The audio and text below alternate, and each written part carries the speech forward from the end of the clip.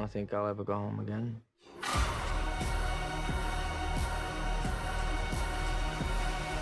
Welcome to Davy's Take. Today we are talking about Saltburn, the latest film from Emerald Fennell, the writer and director of Promising Young Woman. A student at Oxford University finds himself drawn to the world of a charming classmate who invites him to his eccentric family's sprawling estate for a summer never to be forgotten. Saltburn is a film that's getting a lot of chatter online. My girlfriend said on TikTok it's what everyone's talking about when it comes to the film community. I knew this film was coming out, but I didn't really know much about it, and when I found out that Emerald Fennell was directing it and writing it, I got very excited because I really loved Promising Young Woman, Academy Award-winning Promising Young Woman. The first thing I gotta say about Saltburn is this film is dazzling. I love how it looks. I love the aspect ratio. I love the settings. It looks great. There are a lot of shots here filled with great cinematography, lots of color. I thought the direction here was really well done. And another compliment I gotta give this film is for the most part, it feels pretty unpredictable. There are parts throughout the film where I'm like, where the fuck is this going? And I absolutely love that feeling. There is some bizarre and weird shit throughout this film that I loved. I love films that are just fucking weird. Maybe that makes me fucking weird. But I gotta applaud filmmakers that are like, I'm gonna make a film how I wanna make it. I'm gonna put all this weird shit in it and you're gonna have to fucking deal with it. Another element in this film that really worked for me were the characters. I thought they were all great. I love their personalities and they're all led by wonderful performances. Barry Keoghan, I am so sorry if I butchered that, but if you've been following my channel, you know I don't get grammar right. I don't get names right. I don't get anything right, really. But he was fantastic as the lead and probably my favorite performance in the film, and he is probably one of the most underrated actors working in Hollywood today. He was just fantastic. And I also love Jacob Elordi here. I thought he was really charming. He just seemed like a guy that you really would want to hang out with. He just seemed like a cool ass dude.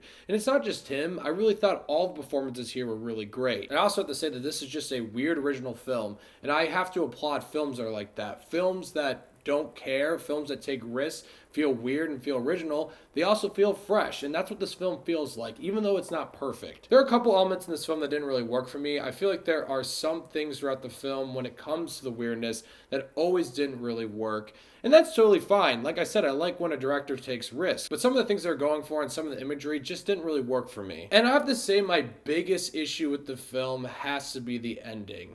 And I guess I don't know how I would have ended the film differently, but let's just say I felt like the film had something really going for it, and then the film takes some sort of Nolan Fincher-esque twist, and I'm kind of like, oh. It didn't ruin the film for me, and I feel like there are parts about it that I liked, but overall, it just felt sort of out of place for the vibe this film was going for and the overall story and what the characters were doing. It just felt like the film deserved a different ending, which is a bummer because sticking the landing is sometimes the most important part about a film.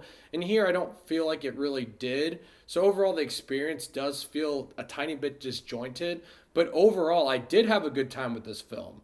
I love how weird it was. I love the style. I love the performances. I love the originality. And honestly, that alone is worth a watch because I had a pretty good time watching this film. I'm going to give Saltburn 7 Davey Daves.